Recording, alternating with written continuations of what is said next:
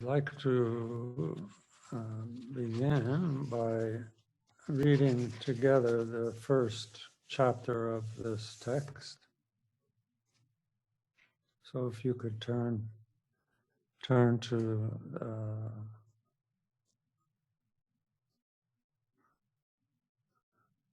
the first chapter, the beginning of the first chapter.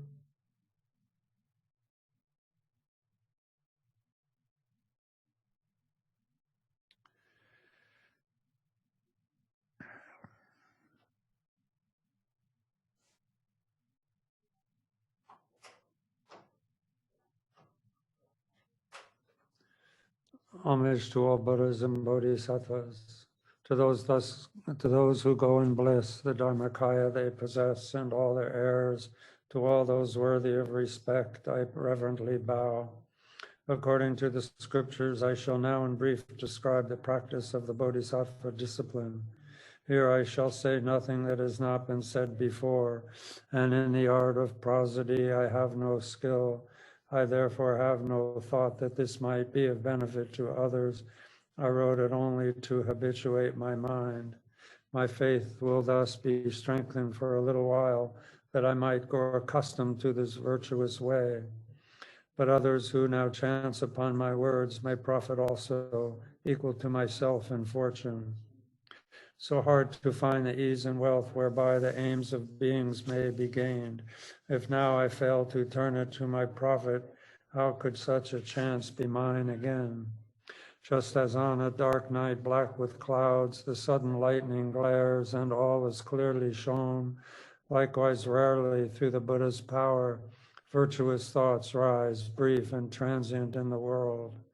Virtue thus is weak, and always evil is of great and overwhelming strength. Except for perfect bodhicitta, what other virtue is there that can lay it low? For many eons, deeply pondering, the mighty sages saw it benefit, whereby unnumbered multitudes are brought with ease to supreme joy. Those who wish to crush the many sorrows of existence, who wish to quell the pain of living beings, who wish to have experience of a myriad joys, should never turn away from bodhicitta. Should bodhicitta come to birth in those who suffer, chained in prisons of samsara, in that instant they are called the children of the blissful one, revered by all the world, by gods and humankind. For like the supreme substance of the alchemists, it takes our impure flesh and makes of it the body of a Buddha, jewel beyond all price. Such is bodhicitta. Let us grasp it firmly. Since the boundless wisdom of the only guide of beings perfectly examined and perceived its priceless worth, those who wish to leave this state of wandering should hold well to this precious bodhicitta. All other virtues, like the plantain tree, produce their fruit, but then their force is spent. Alone, the marvelous tree of bodhicitta constantly bears fruit and grows unceasingly. As though they pass through perils guarded by a hero, even those weighed down with dreadful wickedness will instantly be freed through having bodhicitta. Why do those who fear their sins not have recourse to it? Just as by the fire that will destroy the world, great sins are surely and at once consumed by it. Its benefits are thus unbounded, as the wise and loving Lord explained to Sudana. Bodhicitta, the awakened mind, is known in brief to have two aspects. First, aspiring bodhicitta in intention, then active bodhicitta, practical engagement. As corresponding to the wish to go and then to setting out, the wise should understand respectively the difference that divides these two. From bodhicitta in intention, great results arise for those still turning in the wheel of life, yet merit does not rise from it in ceaseless streams, as is the case with active bodhicitta.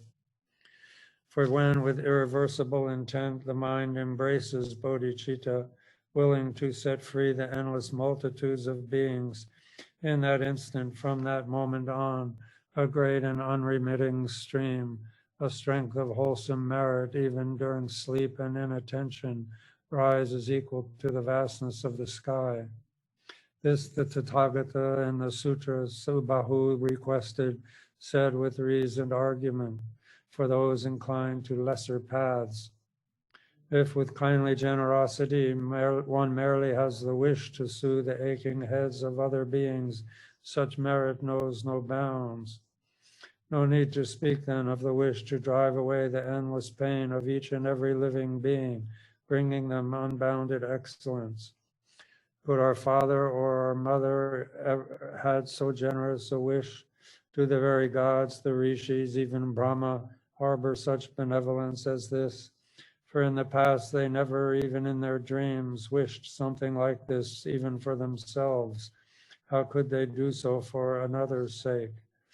This aim to bring about the benefit of beings, a benefit that others wish not even for themselves, this noble jewel-like state of mind arises truly wondrous, never seen before. This pain-dispelling draught, this cause of joy for those who wander through the world, this precious attitude, this jewel of mind, how shall we calculate its merit? If the simple thought to be of help to others exceeds in worth the worship of the Buddhas, what need is there to speak of actual deeds that bring about the weal and benefit of beings? For beings long to free themselves from misery, but misery itself they follow and pursue. They long for joy, but in their ignorance destroy it as they would their foe. But those who fill with bliss all beings destitute of joy, who cut all pain and suffering away from those weighed down with misery, who drive away the darkness of their ignorance, what virtue could be matched with theirs? What friend could be compared to them? What merit is there similar to this? If someone who returns a favor is deserving of some praise, why need we speak of bodhisattvas, those who do good even unsolicited? People praise as virtuous donors those who with contempt support a few with plain and ordinary food, a moment's gift that feeds for only half a day. What need is there to speak of those who long bestow on countless multitudes the peerless joy of blissful Buddhahood, the ultimate fulfillment of their hopes? All those who harbor evil in their minds against such lords of generosity, the Buddha's heirs, will stay in hell, the mighty sage has said, for ages equal to the moments of their malice. But joyous and devoted thoughts will yield abundant fruits in greater strength. Even in great troubles, bodhisattvas never bring forth wrong. Their virtues naturally increase. To them in whom this precious jewel of mind is born, to them I bow.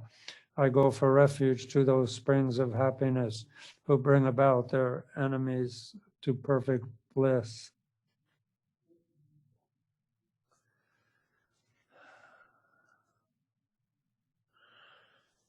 Okay, so with that in mind, and listen to the teachings and listen with an intention to put them into practice as much as you are able. I think, I think over the last year, with all the difficulties that have been in the world, all the turmoil and disease, everyone's been affected by it. And I hope that that you have kind of sought out bodhicitta for your own personal refuge. And if you have, then you should remember that and develop that habit of relying on bodhicitta when you notice all the outer turmoil affecting your inner mind. I'm sure I've talked to many people, and it seems to be the case that people have discovered the benefits of bodhicitta and how it really does, even in our sort of beginners or weak attempt to align ourselves with bodhicitta. Just that effort has shown us how bodhicitta is really a refuge, a protection from our own suffering.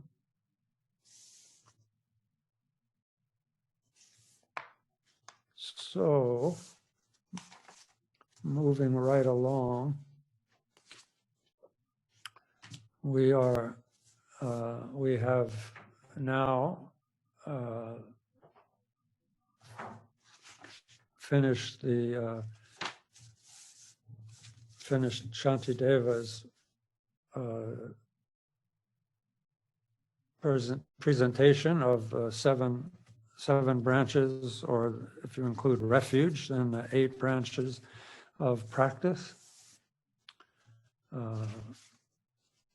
Paying homage by reflecting on the qualities of enlighten those who have attained enlightenment, the Buddhas, and a confession, and rejoicing and supplicating and requesting the Buddhas not to pass into Nirvana, and then last time the dedication of merit, which is in this second and third chapter. Right now we're in the third chapter. And so the dedication and merit here, that begins on verse 7 and continues through verse 10, it's kind of a dedication with an aspiration. In other words, it's a dedication has to do with previously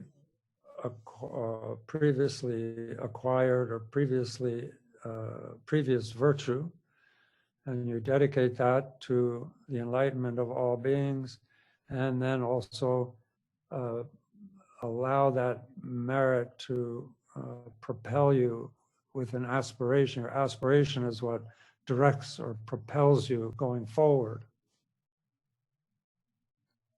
And so in 8, 9, 10, 7, 8, 9, and 10, we had the dedication with the aspirations. And then we came to, now we finished that. And so now we come to the section that's actually called mind training. So through the practice of the 8 branches, our mind has been made supple and suitable for giving rise to bodhicitta, or for taking hold of bodhicitta, which in this case means taking the vow of bodhicitta to pursue the enlightenment of all beings, or enlightenment for the sake of all beings. And in order to do that, as we've said many times, then our mind needs to be clear and wholesome or noble. In other words, have merit. And from verse 11 on, also, then we begin the practice of training our mind, a lojong. This is a lojong section, the mind training. And this has to occur before we take the vow of bodhicitta, as well as, so it becomes a preparation for the vow of bodhicitta. And once we've taken the vow of bodhicitta, then the lojong, this mind training, becomes continues. It's a practice that occurs after we take the vow of bodhicitta. So it's a very important aspect of the overall path. It's called the truth of the path.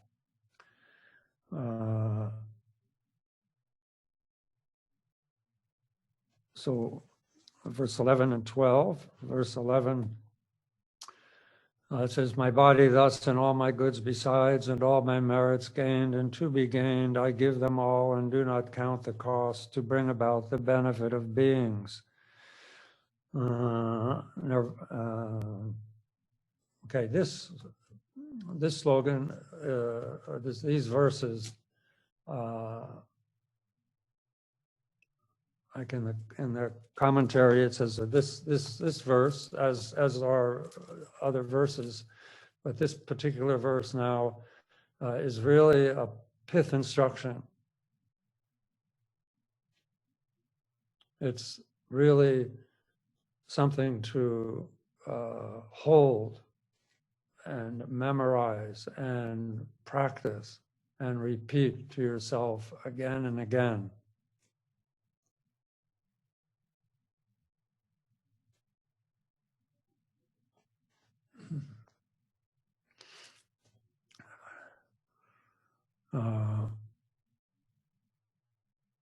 What's presented here are how to accomplish enlightenment in a nutshell through implementing this verse, putting this verse into practice. By implementing that, we will cut clinging.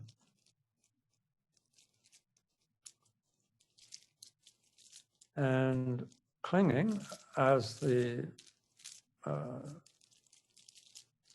clinging is the truth, is the second truth, the truth of the cause of suffering.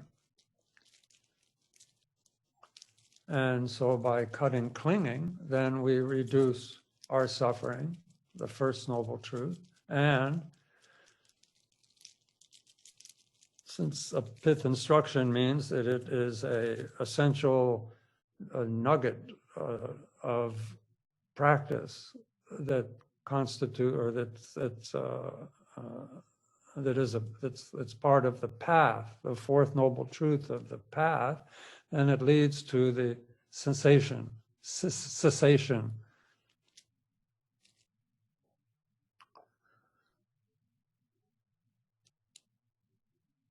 As it says in the next verse, also to take them together maybe, Nirvana is attained by giving all. Nirvana is the object of my striving, and all must be surrendered in a single instant. Therefore, it is best to give it all to others. What this verse 11 is opening up here are what's called the basis of our self-clinging is our body, our possessions, and our store of virtue, our virtue.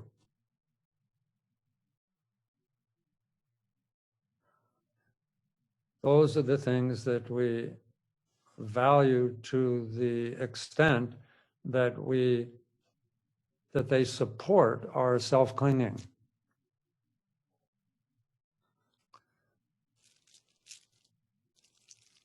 The practice is to give them up, to give them away mentally. It's a mental training.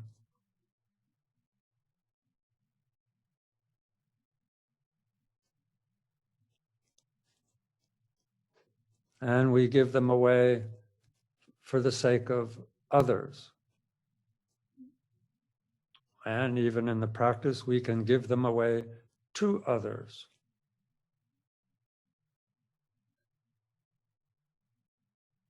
We can give them we can give them upwards to the three jewels, the Buddha, the Dharma, the Sangha.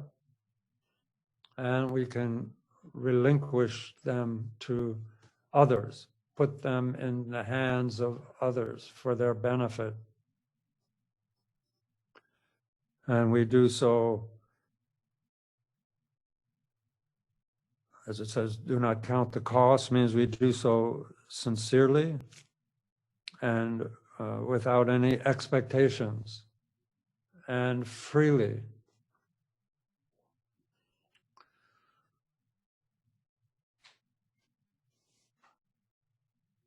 Then as we do that, and if we do that motivated by a compassionate or kindly attitude, a loving concern for others, then our possessiveness becomes antidoted.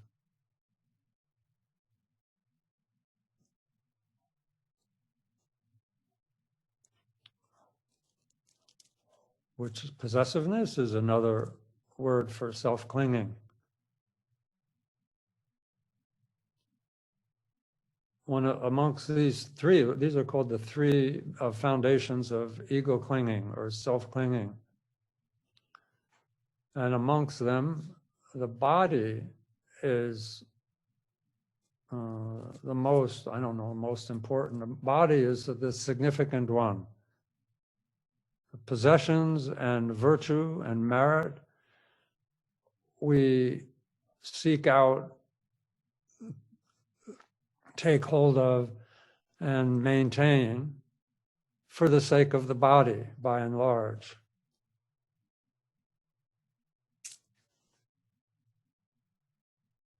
If we understand through examining the process of cause and effect, and how virtuous actions produce wholesome, positive results, and then we act on that. We try implementing that process, that sort of science of activity.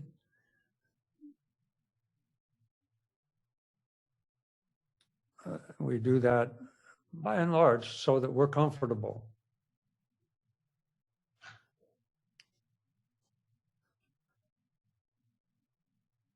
And so by giving them away, we develop this generous attitude, an open-hearted, open-handed attitude. And it's just a turn of the mind. It's just a turn of the phrase, and it's just a turn of the mind. You're constantly giving away your body, your possessions, and your virtue for this to other beings, to all beings.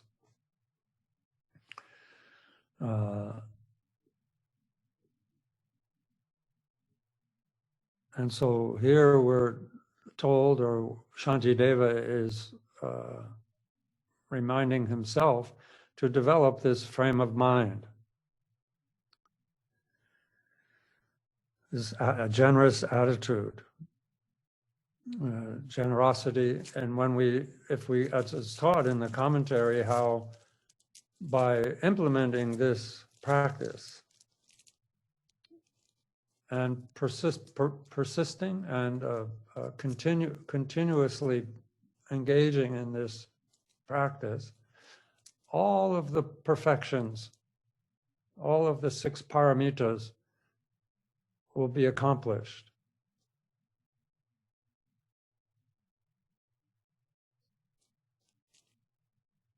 Of course, the first paramita is the paramita of generosity, of giving material things, giving protection, giving the Dharma. And so all of this transpires by giving your body, your possessions, and your virtue to others. And discipline and diligence. The less possessiveness, the less clinging we have, then the more diligence we have. Possessing and always trying to maintain the ownership and this self-interest, self-clinging, clinging to our possessions, clinging to our body, clinging to our virtue, our merit, what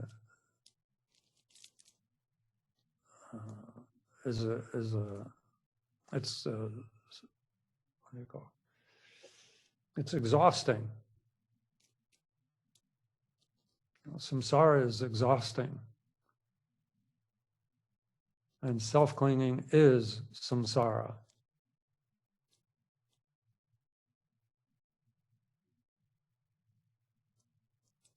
So becoming free of self-clinging is to become free of samsara. That is how it happens. As it says in the next verse, Nirvana is attained by giving all.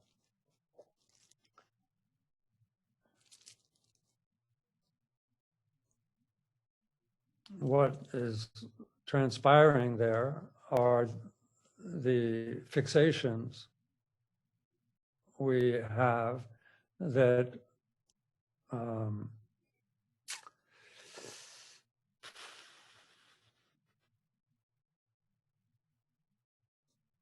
what's purified by giving body, wealth, and virtue are what are called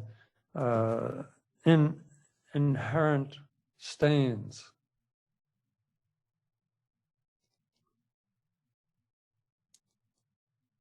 They're the subtle obscurations of the kleshas, kleshas we know, I think that's almost, it should be an English word, afflictive emotion, not emotions, afflictive mental states.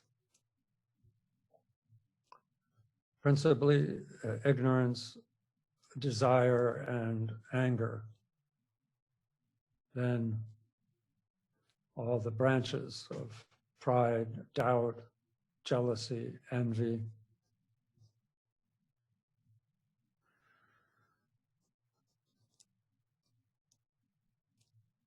But there they are. They are mental conditions that have adhered to our mind. And that mind is none other than self-clinging. And so through the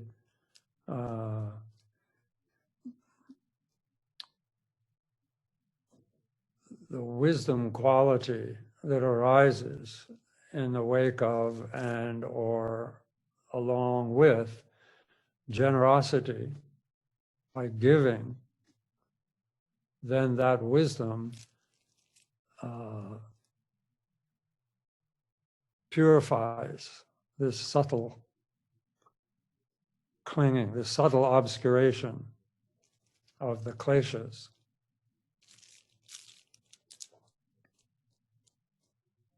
Particularly the obscurations of, or giving up the body and possessions.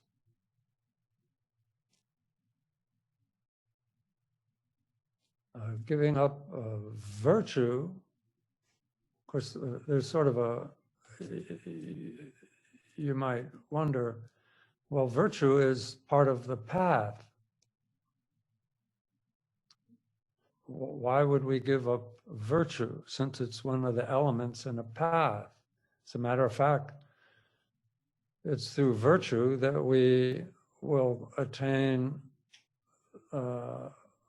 life in the what's called, in the higher realms. Particularly, it's through virtue that we will gain this precious human body that will enable us to practice the path.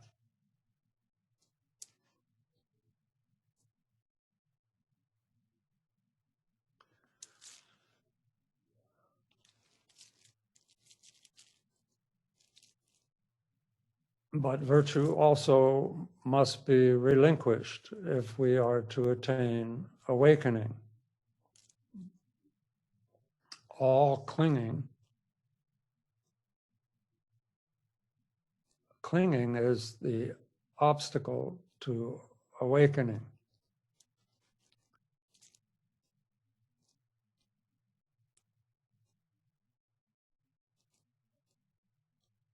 And even as we practice, every time we do a practice, we give the virtue of that effort to the enlightenment of sentient beings, of all other beings.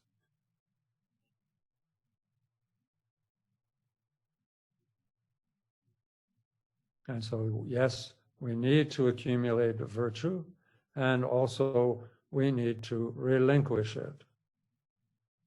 Because it will be it is still a source of bondage.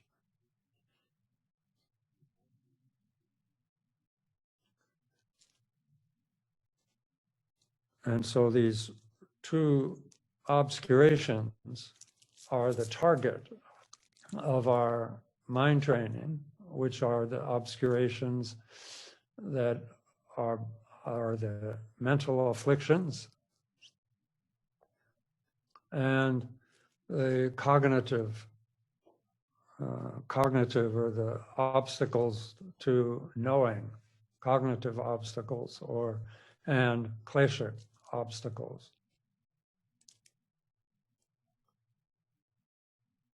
Not obstacles, I'm sorry. Obscurations. Sometimes we say there's 4 obscurations, right? Karma, kleshas, habitual tendencies, and this cognitive. Cognitive has to do with what we know.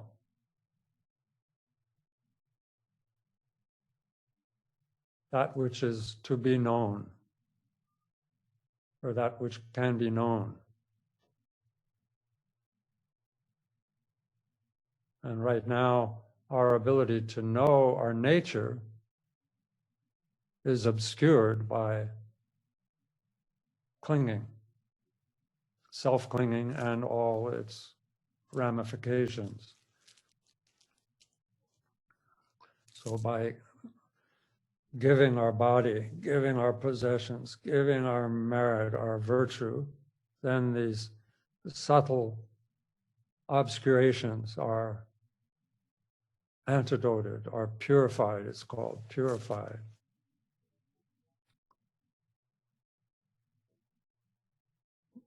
When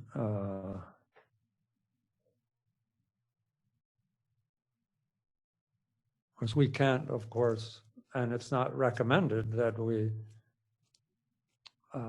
give our bodies away, or even that we give our possessions away. We might regret it afterwards. And then it's a net loss. But we need to cultivate this mental attitude of intending to do it. It says, if you develop this habit, or this habit of intending to give body, possessions, and merit, then the paramita of generosity will become transcendent. It will lead to transcendent generosity. If you don't have that intention, that mental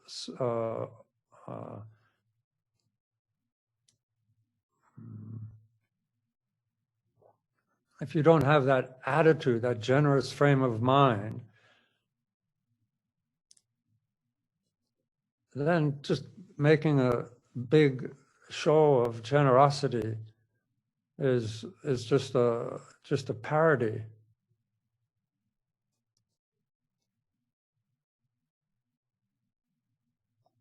So generosity is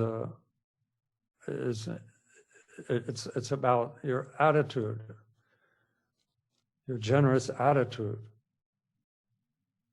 And so by practicing this intention to give your body, your wealth, and your virtue to all beings for their sake, you use it. You use my body, you use my possessions, you take my wealth, my merit.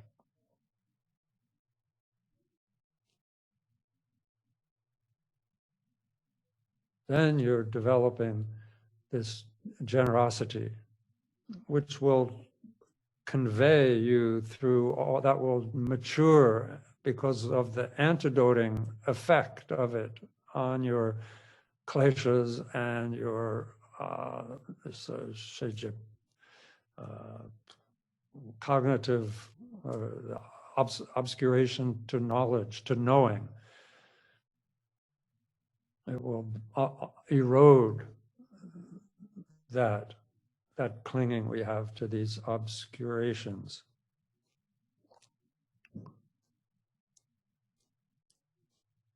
It's very difficult to just uproot these obscurations because they are us. You know, they are us, they're too close. So the path is to relinquish those supports that we cling to that reinforce this self-clinging.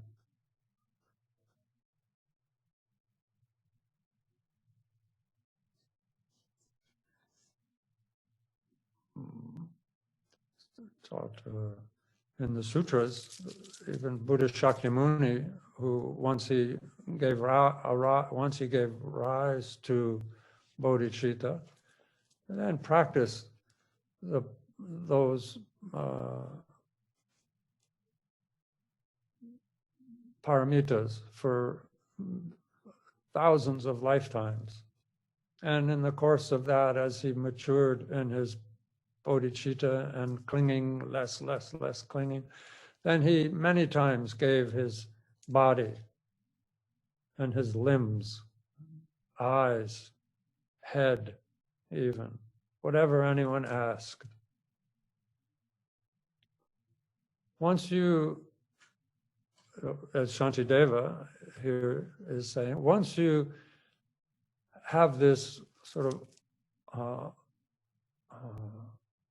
frame of mind of having given your body, your possessions mentally, the immediate result, or the felt result, the immediate result, I guess, temporary, basically you become fearless because you don't have anything to protect. You've already given everything away. It's like in a tradition of Chud, the severance tradition, or cutting tradition, the severance tradition of Padampa and Machik, which spread in Tibet.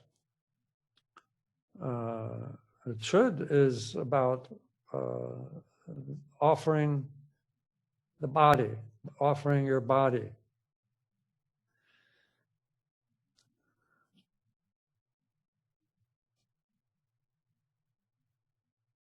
And you practice Chud. You go to places where you have fearful places at a certain point in your practice. And you practice giving your body to the sources of your fear as a way to cut clinging to ego, clinging to self when there is no ego, when there is no self. It's a practice that is particularly evokes the prajna aspect, the prajna quality in the practices of the paramitas.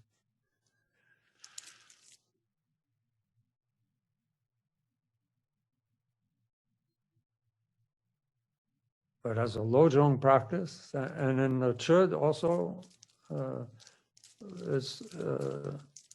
it says the outer chud is giving your possessions. The inner chud is offering your body. And the secret, or the subtle chud, secret chud, is offering your virtue, your merit.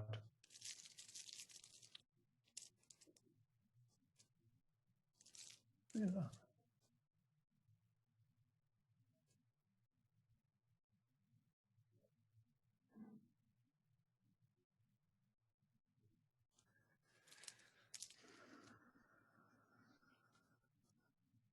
When you give,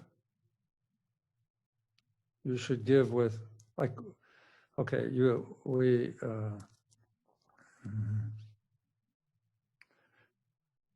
when you notice thoughts that are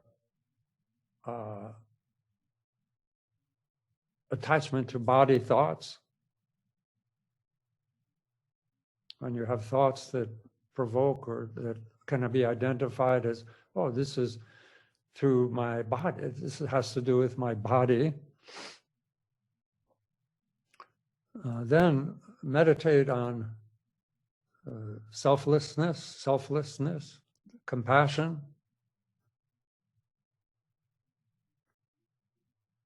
on emptiness, and practice. And with that, then give, think, oh, I offer my body to all beings.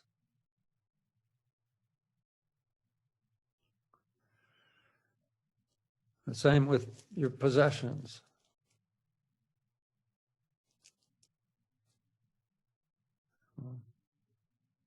So notice clinging and then relinquish the object, give. That's the training. And give for the sake of others. Sincerely, without expectations. And realizing that we can't really do it perfectly, if at all. Certainly, it's wrong to give your body until you have really reached a certain level of familiarity with emptiness and compassion. Like when the Buddha, in his last incarnation before he died in that previous birth, before next being born as Shakyamuni, when he gave his body to the hungry mother tiger, and the tiger was so weak that she couldn't feed her cubs, babies,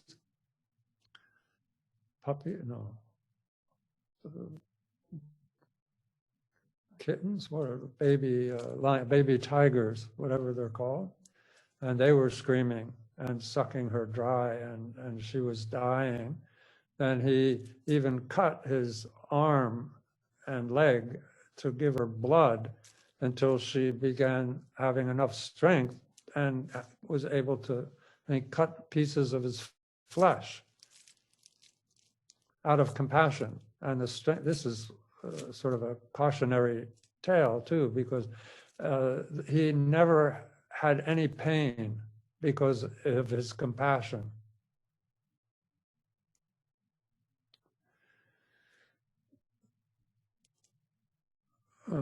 So we are not supposed to sacrifice our body until we're at a certain point. But we should do it now mentally, just like in Chud. You do it mentally. But we should practice it often and know that we're doing it, and know that we are practicing giving away our bodies to others. Shantideva discusses it later on, specifically about the body. But here, the practice is to recognize the foundation of our suffering, the foundation of our self-clinging, our body, our goods, our stuff, our possessions, and our virtue, our merit. Even family and that's our possession. We feel possessive of our family. When they're happy, we're happy. When they're sad, we're sad. So it includes all those things that create the sources of our suffering, which are clinging. So mentally give. And when you give, then, like if I give my car, my house, my food, my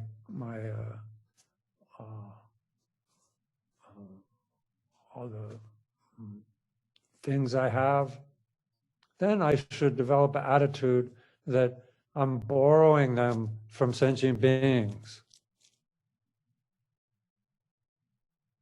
temporarily. I gave my car to sentient beings, so I take care of it like a chauffeur. And I borrow it to go places. Same, you just eat, just, not in a gluttonous way, a self-indulgent way, but you eat as if you were getting room and board, and you were working for others. You just eat a moderate amount of food to keep you going in a good way. It says even for bodhisattvas, when you're practicing this, if you overindulge, you're stealing from others, because you gave all your possessions away. You gave your body, you gave your possessions and your virtue to others.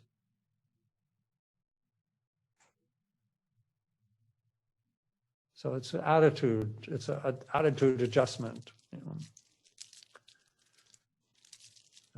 Develop a contentment, a simple lifestyle kind of idea.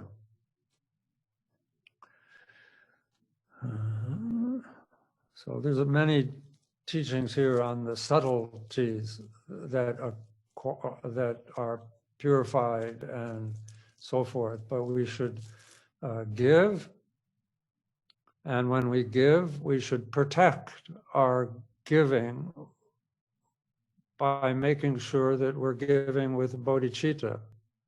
We're giving to beings for their benefit, temporarily and ultimately. And we should increase our giving, our gift. And again, this is a mind training practice.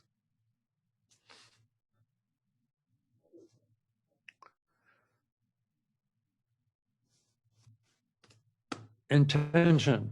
This is we're developing the intention to give our bodies, the intention to give our possessions, the intention to give our virtue.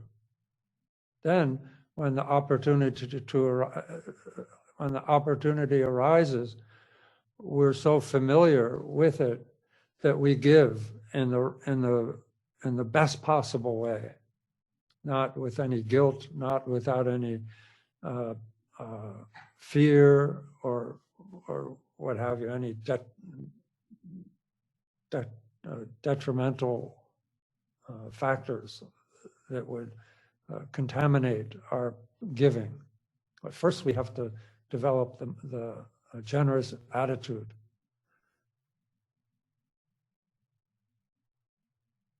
And like it says in the text, even like generosity is the initial practice of the paramitas.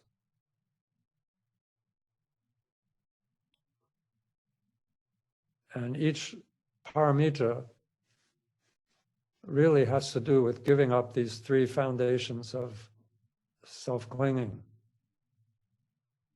and purifying in more subtler and subtler levels these two obscurations, kleshas and cognitive obscurations. We talk about the 10 levels of a bodhisattva. They're not really levels from the bodhisattva's point of view. There's just a deeper and deeper purification or exhaustion of these obscurations. And the wisdom, this yeshe, this timeless awareness that's cultivated through generosity, purifies to a certain point, and then automatically discipline becomes purified and deeper wisdom is revealed, and then discipline becomes perfected by that wisdom, and then diligence or patience begins to become automatically purified, and then patience becomes transcendent, a paramita becomes perfection of patience, then diligence. And each one is producing or is revealing the same wisdom. Matter of fact, even at the outset, the wisdom of generosity that's revealed is the same wisdom as Buddhahood wisdom. But it's obscured, there's veils. And those veils get removed one level at a time. And it's all about antidoting clinging.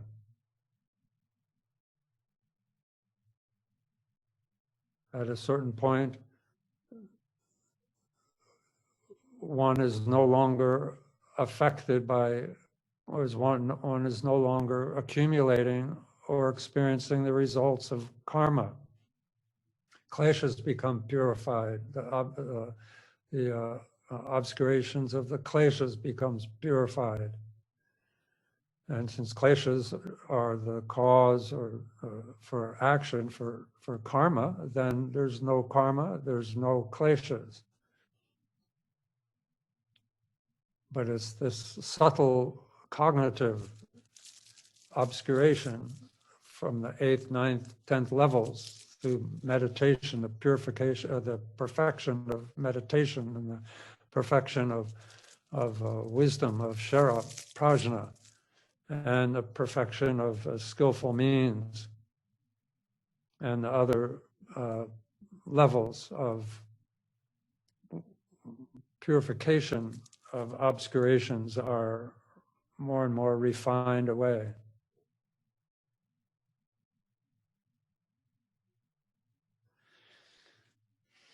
Clinging.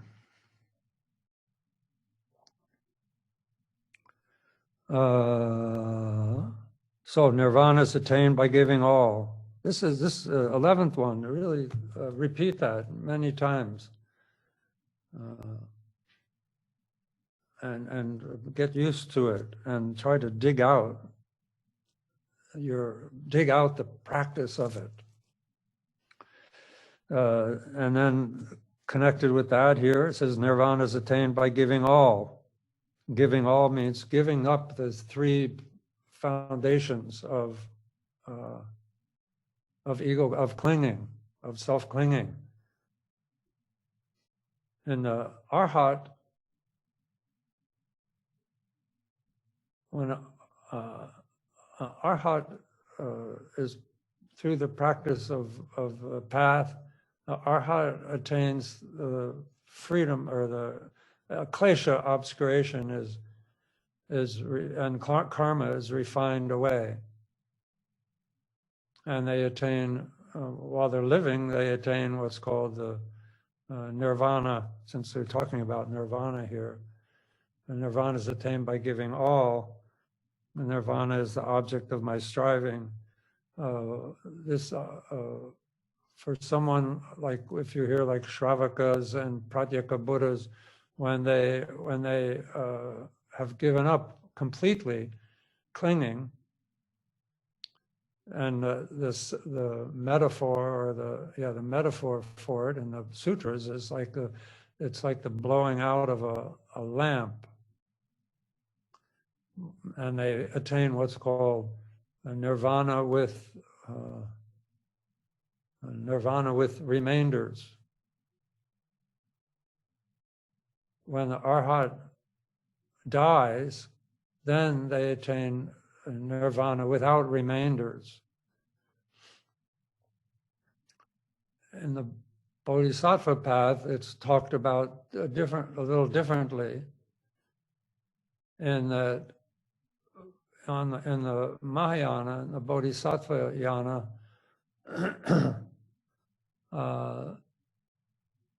obscurations are removed and wisdom is revealed. What's enlightenment, or the path, is accomplished in the Mahayana by wisdom being made evident in the absence of ignorance and all the interdependent ramifications of ignorance: self-clinging, duality, kleshas, karma, suffering, and happiness. Those things are removed, and then what has always been the case is made evident. And that is the enlightenment in the Mahayana.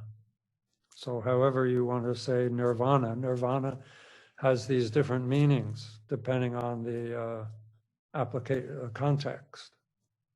But in any event, nirvana is attained by giving all. Nirvana is attained at the point of relinquishing clinging. And clinging is enforced by body, possessions, virtue. And nirvana is the object of my striving, which means that my striving involves virtue, giving up negative actions, practicing positive actions, engaging in all of the virtue of the path. But it can't be virtue that's ego virtue. That is another source of bondage.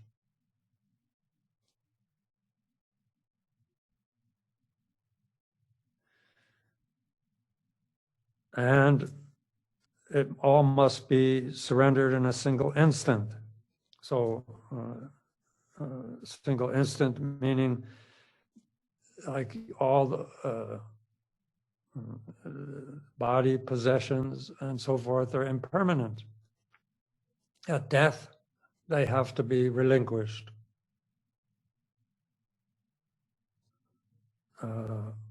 When we get angry, as we talk about in the subsequent chapter on patience. Anger destroys a virtue. So you had virtue and then you get angry, so it's destroyed just in like an instant, consumed in the flames of irritation and anger. And also ego virtue, has to do with ego virtue, or virtue that is not free of clinging.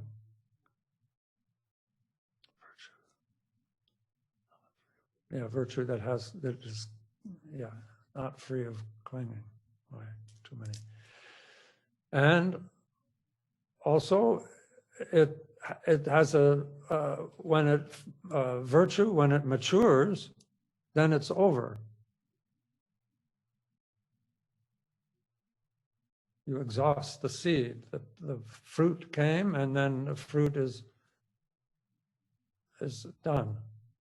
Just like we were reading earlier, it's like the fruit of a plantain tree or bush. Just comes to fruit once, and then when it fruits, then the plant dies. But the virtue that's driven by bodhicitta, then that kind has some perpetuity. But as long as our bodies and our possessions and our virtue basically have an expiration date, an unknown expiration date, then we should give it. It's best to give it all to others. And then it becomes inexhaustible, and it becomes a cause of Buddhahood. Then it becomes meaningful. Even in the practice of POA, this transference of consciousness. The first teaching in POA is to make sure that you have no clinging to your possessions. In other words, you give them away ahead of time with a will. And in your mind, you should think that will becomes, becomes activated at my death, but I'm giving it away now, mentally. You can't have any kind of successful POA if you have clinging. So it starts right there.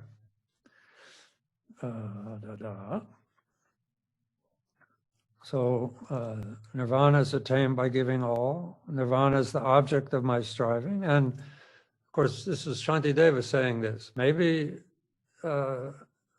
someone isn't interested in Nirvana, or even Buddhist. That's why he goes on to say everything has to be surrendered.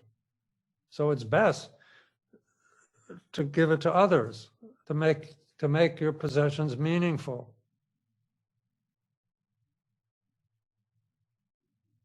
There's less suffering at death if you've already in your mind given your body away, given your possessions away, given your virtue away. It's not just the Buddhists or for people that want nirvana. But for him, then that is the object of his striving. But just to kind of universalize this slightly, then in the commentary, it says it's even for a non-Buddhist, it makes sense to relinquish attachments to body, possessions, and virtue. And of course here the emphasis is kind of directed, isn't I noticing how it's on giving to beings. Usually we give to the three jewels, right? When we make offerings, we offer up to the three jewels. Here the emphasis, because the emphasis is on bodhicitta, which means relative aspiration and engaging bodhicitta, then really it's about, at this point in this section, then it's really about mind training, making others, exchanging with others and making others more valuable as a mind training to be able to accept the bodhicitta vow. And so then in the 13th verse, he's specifically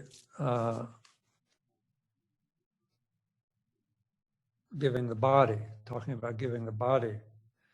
He said, "This body I have now resigned to serve the pleasure of all living beings. Let them ever kill, despise, and beat it, using it according to their wish." So when you practice this, giving your body to others, then you also should say to give up all clinging, all expectation that somebody's going to cherish your stuff or your body.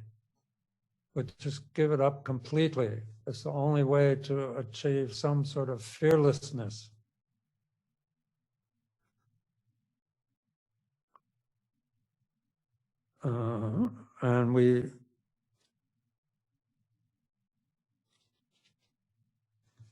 And though they treat it like a toy or make of it the butt of every mockery, my body has been given up to them. Why should I make so much of it? So Shantideva here is saying that basically you're giving up the thought that you have any control over your body any longer.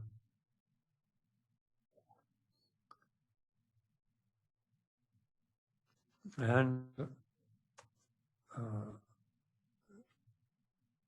it's what will produce what's called a carefree heart and sort of an ease of mind, if you can become familiar with this practice.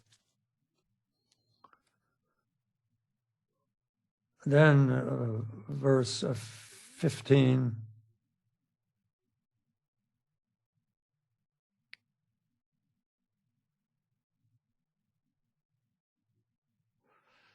So the thing is, with these verses here, what's being pointed to is basically we have to have the mindfulness to recognize when certain kinds of clinging arise, clinging to body, clinging to possessions, clinging to a virtue.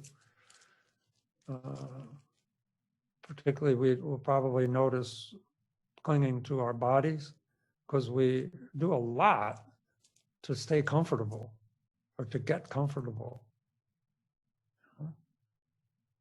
Here it's the winter time in North America, and there's a big effort to be comfortable. And it's all because of clinging to this body. So even within the context of the effort we make to be comfortable, our mind can give away our body. And so the thing is, notice that it's about being mindful and noticing thoughts that have to do with improving or maintaining or dealing with your body. Even you, it's really a pain sometimes.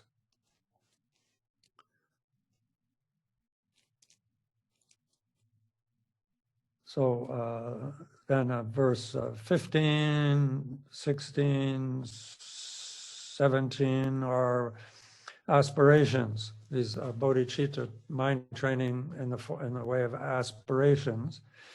He says, and so let beings do to me whatever does not bring them injury. Whenever they may think of me, let this not fail to bring them benefit. So this is an aspiration, a general aspiration, or a general aspiration that so beings. So I'm a bodhisattva. So let beings do to me, a bodhisattva, what doesn't bring them injury or won't be in vain. That may anybody who has any connection with me, that connection won't be useless or in vain, but will be beneficial, that connection. So, and whatever they do, they say something or not say something, or say something behind his back or to his face, that whatever they do, may that bring them benefit. And whenever they think of me, even if they think ill of you, they think you're a bad person, they think you're a loser, then however people think, as long as they think of you as someone who is holding the vow of bodhicitta, as someone who is a beginning bodhisattva, then may that benefit them. May that bring them temporary happiness and contentment, and may that happiness bring about the desire to achieve true happiness, meaningful happiness of awakening to their own pure nature. And so the bodhisattva here in this wish, whenever they may think, well, it's not a field of benefit, the bodhisattva thinks of all beings like their child. Then specifically, and 16 is more specific, and if in my regard they have a thought of anger or respect, may these states always be the cause whereby their good and wishes are fulfilled. So any thought, intentional or offhand, insult, stabbing in the back, getting thrown under the bus, what else? Belittlement, any thought of anger or respect, praise. Somebody thinks you're the greatest thing, greatest person, then without clinging to that, without believing them, let's say, somebody insults you, there's no reason for you to believe them. We only feel hurt because of our clinging. If somebody praises you, they don't know what your mind is like. So there's no reason to get all caught up in being praised.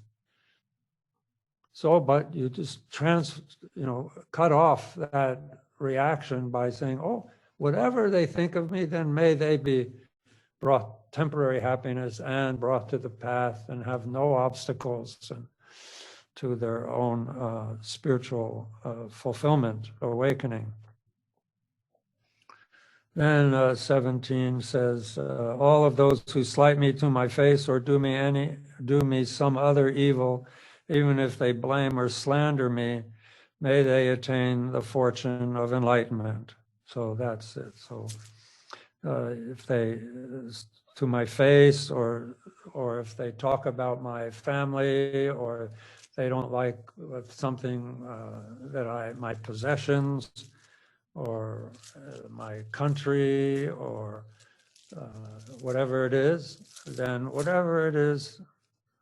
may they attain the fortune, temporary and ultimate. This is kind of the idea of whosoever sees me, hears me, touches me, or remembers me.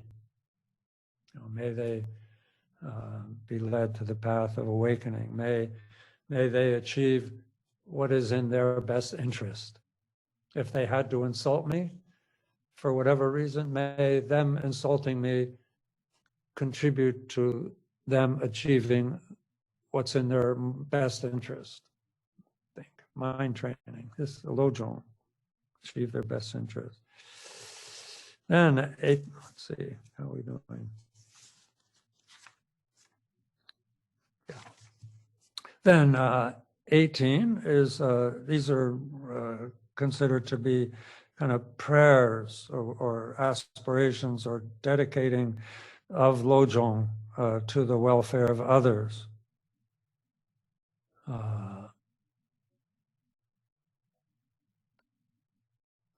So it's like a dedication and an aspiration. And may I be a guard for those who are protectorless. So those who are powerless, who are unimportant, may I be their refuge. May I protect them.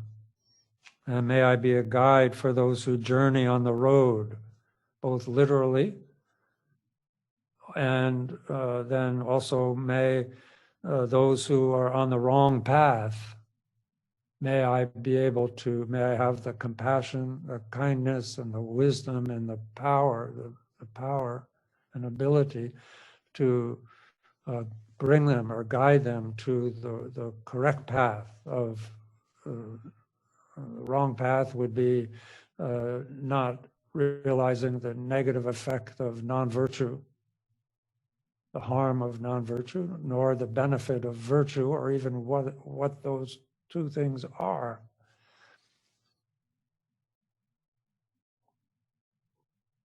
Like people who train their animals not to do what instinctually they want to do, like killing or things like that. You're doing this. May I guide those who don't know the difference between right and wrong. May I guide them to the right path. And then for those who wish to cross the water, may I be a boat, a raft, a bridge.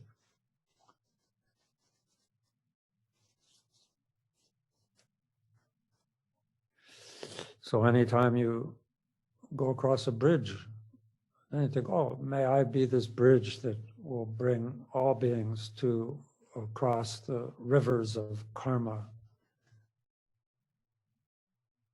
or a raft is something for a short trip across a river, and a boat is a big river.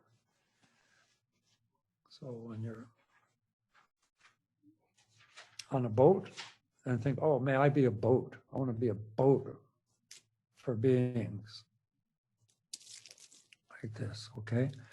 That idea. Then, 19, may I be an isle for those who yearn for land. This has to do with people who are afloat in the ocean or someplace. But you can think that may I be a source of sanity amongst those, or for someone who is disoriented.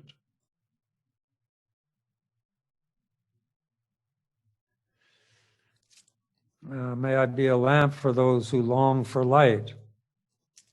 To be able to, the idea here is to be able to provide the means for others to see, to read, to work, and who are in the darkness of ignorance. And the ignorance, again, of virtue, and being ignorant of virtue, being ignorant of non-virtue. For all who need a resting place, a bed, and those who need a servant, may I be their slave. Which means, for those who need a servant, particularly, means old people and sick people. Not old people, the elderly, the infirm, those who are physically challenged. May I be attend to them. May I be their attendant. May I tend to them. May I tend to them without any expectation of a reward. And may I attend to their need.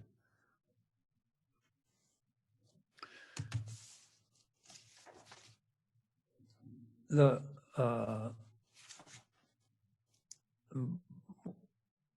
different kinds of, in the Mahayana, there's different Buddhas. There's a Buddha on every atom of the universe is a Buddha, like when we do our prostration in the beginning here. But the Buddhas, they're from a Buddha's point of view, then the wisdom and compassion there's no distinctions to be made in the wisdom and the compassion of the Buddhas. But the context of their activity is based in some way on their aspirations when they were training their mind in bodhicitta.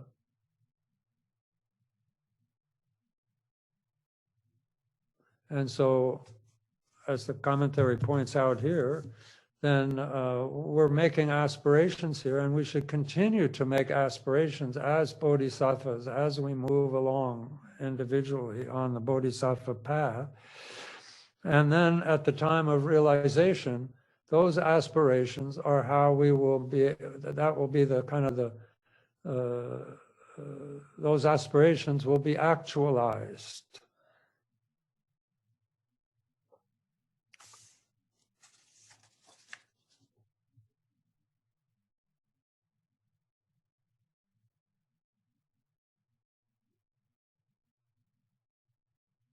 So aspirations for bodhisattvas is a very big part of the practice.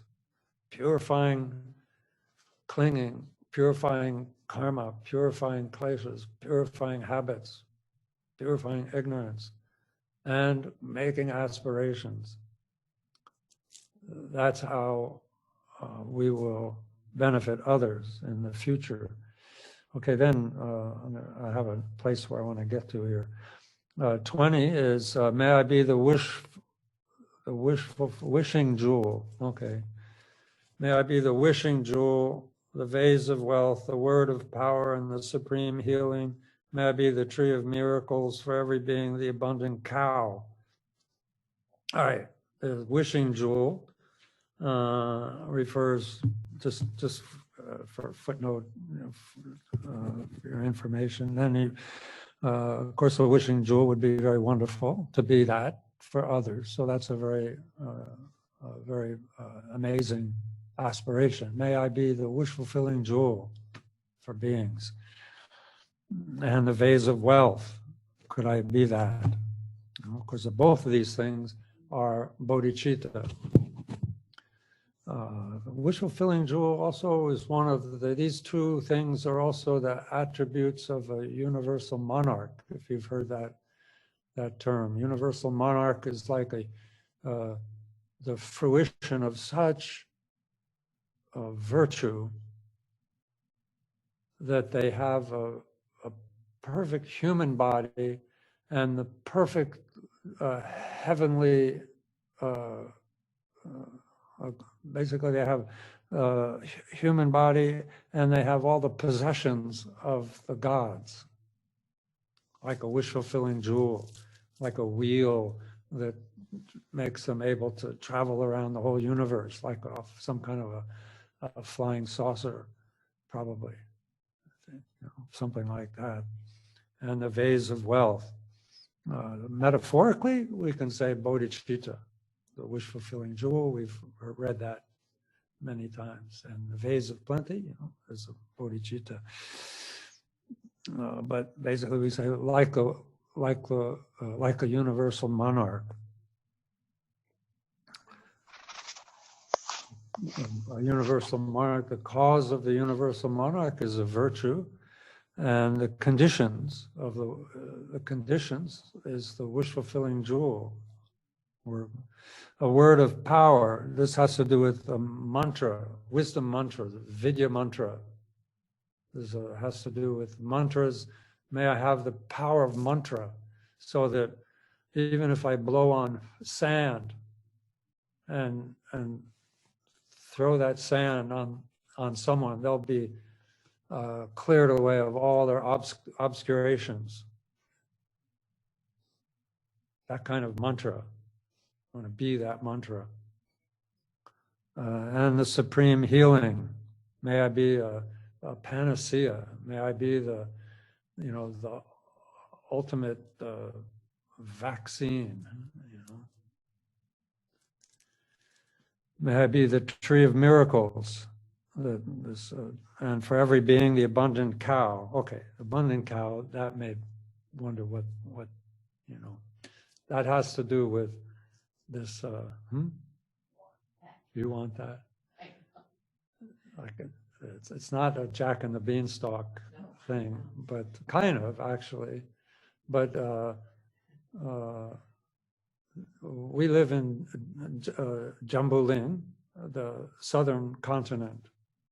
Then the western and in the scheme of the Abhidharma scheme of the universe, then Balangcha is the continent in the west, or in the south.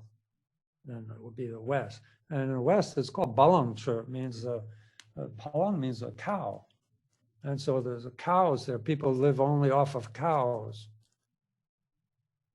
I don't know if people, west, north people, I don't know, all these, I forget, all the different beings on the different continents. One is, I think the north people very tall, but the south is they're supported by a cow culture. There's spotted red cows, or cows that have red on them. What do they call that? Something begins with an R. So anyway, that kind of thing. So satisfying all wishes. May I be able to satisfy all wishes.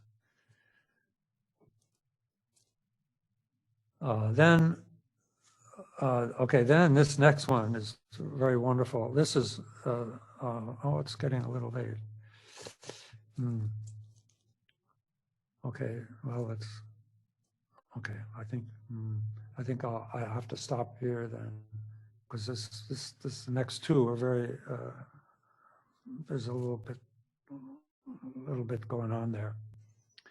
And these are all preambles to the actual bodhicitta vow, which I thought I would get to next time, but we'll do these other two.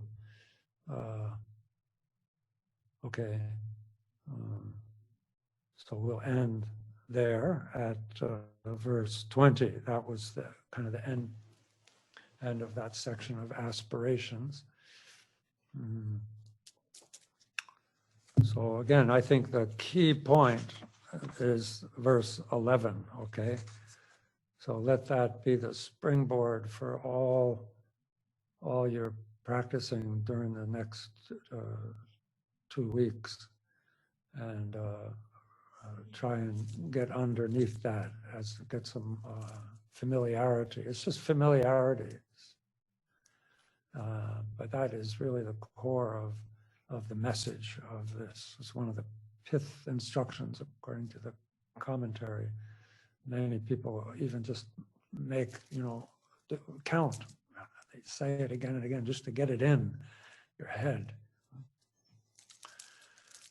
That 3 foundations of self-clinging. Okay, so then let's just sit for a minute. Sit with me. I need to stop.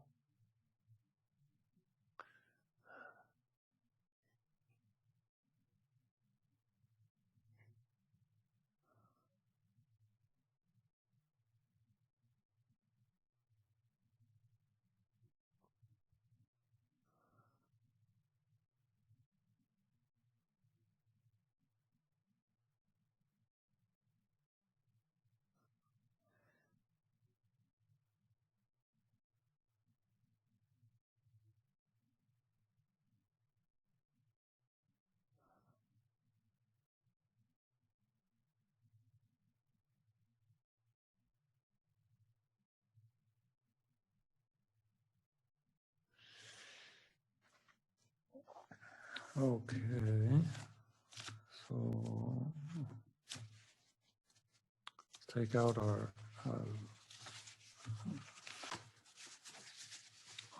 dedication. Of course, these are just words on paper. Now we should be getting the feeling about really dedicating merit, making aspirations, and how central that is, and how mental it is to train our mind in giving virtue. And if we, like how Rinpoche would teach how we should remember our virtue during the day when we are getting ready to pass out, to wait a minute and to remember our virtue during the day and dedicate it. And the same like if you've made mistakes or or did some non-virtue, intentionally or accidentally, some non-virtue, then remember that and then confess that. And then rejoice that you know how to identify your experiences.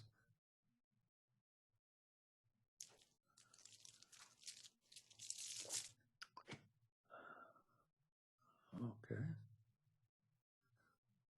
All the virtue of this practice and all that is gathered throughout the 3 times, I dedicate to all beings without exception, so that they may attain Buddhahood. Following and emulating the omniscient and courageous Manjushri, and likewise Samantabhadra, I completely dedicate all virtue.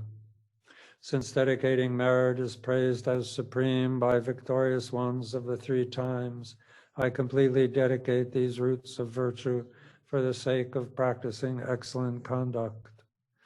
May the teachings of Lord Buddha, the only source of benefit and happiness, long remain in this world. May the lives of those who uphold those teachings be as stable as a victory banner.